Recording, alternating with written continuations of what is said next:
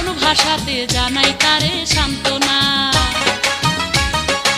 আমি যে এক পরের স্ত্রী এই কথা সে জানতো না, ভালোবাসার কোন ভাষাতে জানাই তারে সান্ত্বনা।